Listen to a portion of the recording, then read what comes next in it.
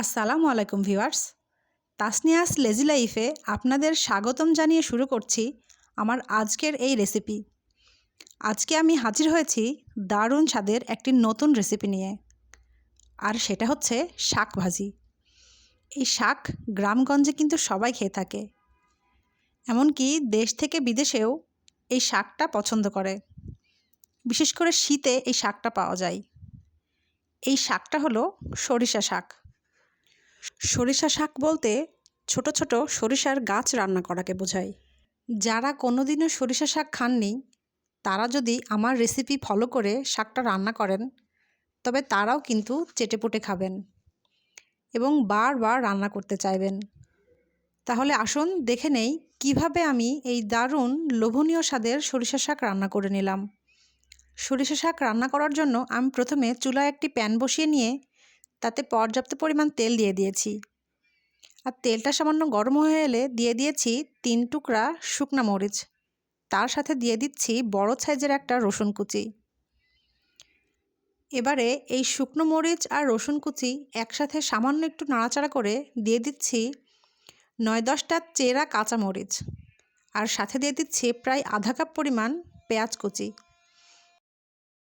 এবারে সব কিছু ভালো করে নাড়াচাড়া করে লাইট ব্রাউন কালার করে ভেজে নিচ্ছি। এ পর্যায়ে আমি দিয়ে দিচ্ছি সামান্য একটু হলুদ গুঁড়া, তাতে শাকের কালারটা সুন্দর হয়।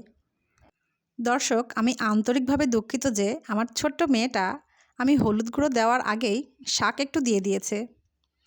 তো যাই হোক, অনেকেই বলে থাকে শাকে নাকি হলুদ দিতে হয় না, তবে আমার দাদি বলতো শাকে একটু হলুদ দিলে রং সুন্দর হয়। হলুদ গুঁড়ো দিয়ে আমি সব কিছু একটু নাড়াচাড়া করে শাকগুলো দিয়ে দিয়েছি। আমি এই সরিষা শাকগুলো প্রথমে আস্ত অবস্থায় বেছে নিয়েছি, তারপর সেগুলোকে খুব ভালো করে ধুয়ে পানি ঝরিয়ে নিয়েছি।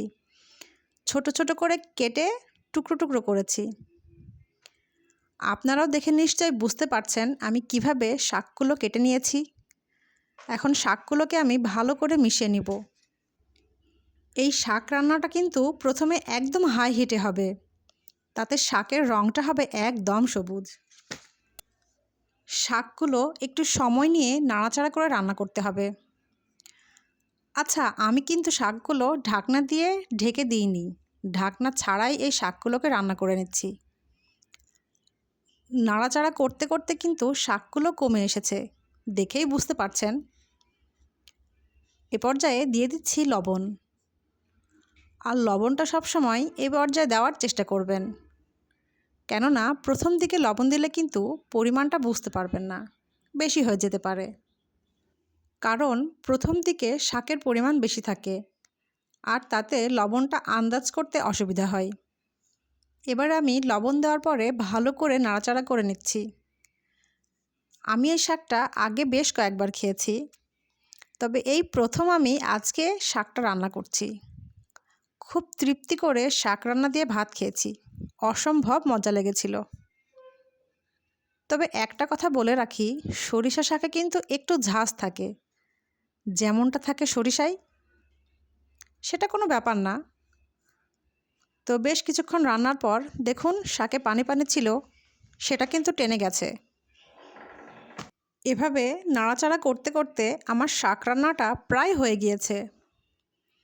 কেউ যদি নরম নরম খেতে চান, তবে এ পর্যায়ে নামিয়ে নিতে পারেন। আমি এই শাকটা একটু ভাজা ভাজা পছন্দ করি, তাই আরও একটু নাড়াচাড়া করে নেব।